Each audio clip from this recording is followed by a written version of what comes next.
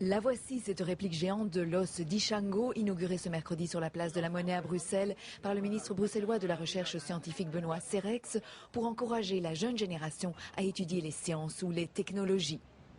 Le véritable ossement mesure 10,2 cm de long. Ceci est donc un agrandissement, explique le mathématicien Dirk Heulebroek. Mais pour ma part, on aurait pu l'agrandir encore davantage, car c'est vraiment un vestige d'une importance symbolique capitale. L'ossement en question fut découvert en 1950 à l'est du Congo, dans la région d'Ishango. Il serait vieux de 22 000 ans et possède des encoches sur 3 faces.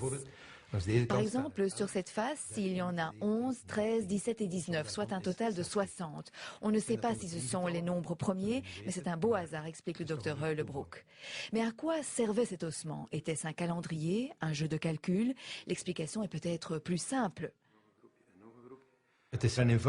C'est une table de calcul simple d'un peuple qui calcule en dizaines et douzaines. À l'heure actuelle encore, dans la région d'Afrique où l'os a été trouvé, les gens ne disent pas 17 mais 5 et 12. Et à la place de 19, ils disent 7 et 12.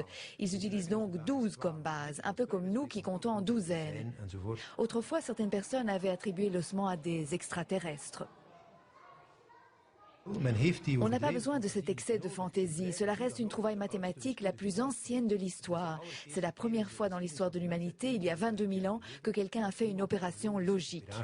L'os d'Ishango est exposé dans toute sa splendeur au musée des sciences naturelles à Bruxelles.